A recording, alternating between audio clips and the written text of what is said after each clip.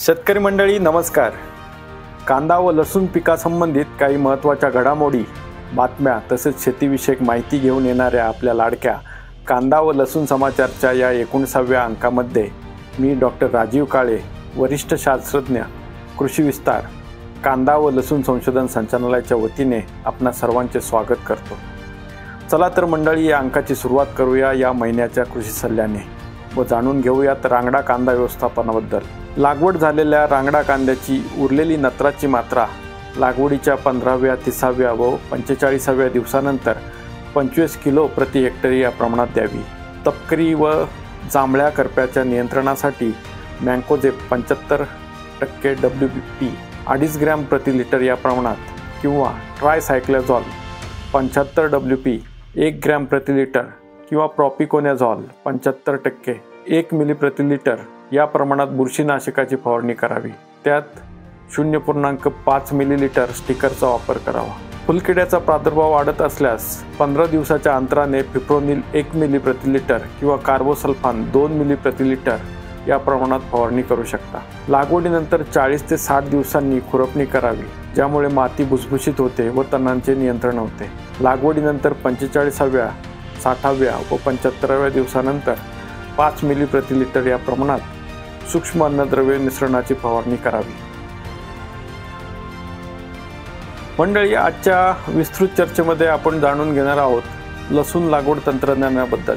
शेतकरी मित्रांनो, लसूण हा थंड हवामानातील पीक असल्यामुळे लसणाची लागवड ऑक्टोबर ते नोव्हेंबरच्या दरम्यान करावी। लसूण हा जमिनीत पोसत असल्यामुळे लसूण लागवडीपूर्वी जमिनीची चांगली मशागत करणे आवश्यक आहे, जेणेकरून माती भुसभुशीत राहील व मागील पिकातले जे अवशेष उरलेले आहेत आणि तण असेल ते काढून टाकावे। रासायनिक खतामध्ये 100 किलो नत्र, 50 किलो स्फुरद आणि 50 किलो पालाश तसेच 45 किलो गंधक यासोबत 50 किलो नत्र प्रति हेक्टरचे समतुल्य सेंद्रिय खत जसे की चांगले कुजलेले शेणखत, या शेणखताबरोबरच जीवाणू खतामध्ये ॲझोस्पिरिलियम किंवा स्फुरद विरघळणारे जीवाणू दोन्ही 5 किलो प्रति हेक्टर या प्रमाणात सेंद्रिय खतातून द्यावे। याचबरोबर ट्रायकोडर्माचा वापर सुद्धा शेतकरी करू शकतात। 5 किलो प्रति हेक्टरी 250 किलो शेणखतामध्ये मिश्र करून 15 दिवस चांगले कुजवून त्याला परत शेतामध्ये वापरावे। यामुळे बुरशीयुक्त जे काही रोग आहेत त्याचे प्रमाण कमी होते। लसणाची लागवड करताना पाकळ्या साधारणतः 1.5 ग्रॅम वजनाच्या असाव्यात। छोट्या रोगग्रस्त किंवा तुटलेल्या पाकळीच्या लागवडीसाठी वापर करू नये। बुरशीजन्य रोगांचा प्रादुर्भाव टाळण्यासाठी लसणाच्या पाकळ्या ह्या 1 ग्रॅम प्रति लिटर या प्रमाणात कार्बेंडेझिमच्या द्रावणात 2 ते 3 तास उपचारित कराव्या। साधारणतः 1 हेक्टर लसणाची लागवड करण्यासाठी 400 ते 500 किलो लसूण आवश्यक आहे। लसणाची पाकळी लावताना जमिनीमध्ये सरळ उभी करून 2 सेंटीमीटर खोलवर लावावी। अशा प्रकारे 2 पाकळ्यांमधील अंतर 10 सेंटीमीटर व 2 ओळींमधील अंतर हे 15 सेंटीमीटर असावे। लागवड ही BBF पद्धतीने गादी वाफ्यांवर करावी, ज्यांची उंची 15 सेंटीमीटर, रुंदी 120 सेंटीमीटर तसेच सरी ही 45 सेंटीमीटर खोल असावी। ठिबक व तुषार सिंचनासाठी रुंद गादी वाफाचे तंत्रज्ञान उपयुक्त आहे। शेतकरी मंडळी, ठिबक सिंचनाच्या वापरासाठी प्रत्येक गादी वाफावर 16 मिलीमीटर व्यासाच्या 2 इनलाईन लॅटरल 60 सेंटीमीटरच्या अंतरावरती पसराव्यात। 2 ड्रिपरमधील अंतर 30 ते 35 सेंटीमीटर इतके असावे। त्याचा विसर्ग दर 4 लिटर प्रति तास असावा। तुषार सिंचनामध्ये 2 लॅटरलमधील अंतर हे 6 मीटर इतके असले पाहिजे। तसेच त्याचा विसर्ग दर हा 135 लिटर प्रति तास इतका असावा। शेतकरी बंधूंनो, जर तुम्ही सपाट वाफ्यात लसणाची लागवड करणार असाल तर जमिनीचा पोत आणि पाणी धरून ठेवण्याची क्षमता लक्षात घेऊन लागवडीनंतर लगेच पाणी द्यावे व त्यानंतर पाण्याची उपलब्धता आणि वातावरण लक्षात घेऊन 7 ते 8 दिवसांच्या अंतराने लसणाला पाणी देणे गरजेचे आहे। लसूण पिकाला साधारण 13 ते 14 पाण्याच्या पाळ्या देणे गरजेचे आहे।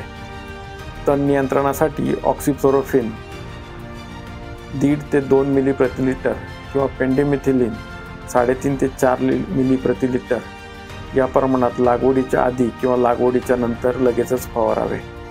लागवडीनंतर 40 ते 50 दिवसांनी खुरपणी करावी, ज्यामुळे माती भुसभुशीत होते व तणाचे नियंत्रण होते.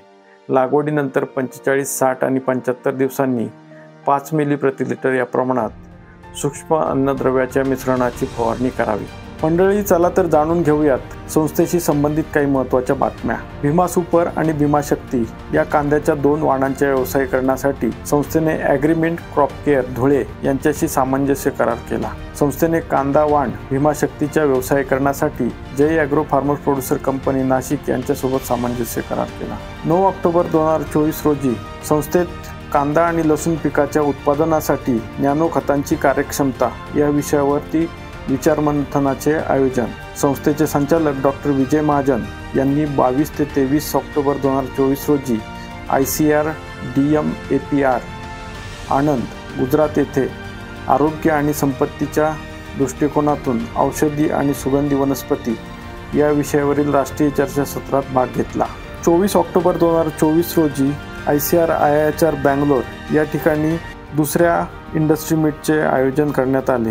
यामध्ये कांदा आणि लसूण संशोधन संचालनाच्या वतीने वरिष्ठ शास्त्रज्ञ डॉक्टर राजीव काळे यांनी सहभाग घेतला. यामध्ये कृषी प्रदर्शन तसेच व्यावसायिकरणासाठी उपलब्ध असलेल्या कांदा व लसणाच्या तंत्रज्ञानासाठीचे सादरीकरण या कार्यक्रमामध्ये त्यांनी केले. शेतकरी बंधूंनो, आता वेळ आलेली आहे काही शेतकऱ्यांच्या प्रश्नांच्या उत्तराची. महाराष्ट्रातील राहता तालुक्यातील शेतकरी स्वप्नील पानसरे यांनी व्हॉट्सअपवरती विचारले होते की रब्बी हंगामात चांगली साठवण क्षमता असलेले कोणते वाण निवडावे. सर्वप्रथम हंगामानुसार योग्य वाण निवडणे ही खूप महत्त्वाची बाब आहे, जेणेकरून चांगले उत्पादन तर घेता येतेच, परंतु चांगली साठवणूक देखील करता येते. रब्बी हंगामामध्ये भीमा किरण आणि भीमा शक्ती या चांगल्या साठवण क्षमता असलेल्या व्हरायटी आहेत. 5 ते 6 महिने चांगल्या पद्धतीने याची साठवणूक आपण करू शकतो. शेतकरी बंधूंनो, कांदा व लसूण पिकाशी निगडीत समस्या सोडवण्यासाठी आपण संस्थेशी व्हॉट्सअप किंवा फोनवरही संपर्क साधू शकता. त्यासाठी संस्थेचा व्हॉट्सअप क्रमांक आहे 8459 715576. संस्थेच्या यूट्यूब चॅनलला सबस्क्राईब करायला विसरू नका. या अंकामध्ये इथेच थांबूयात. पुन्हा भेटूया नवीन अंकात नवीन तंत्रज्ञान, नवीन घडामोडी तसेच तुमच्या समस्यांचे समाधान घेऊन. तोपर्यंत नमस्कार. जय किसान, जय विज्ञान.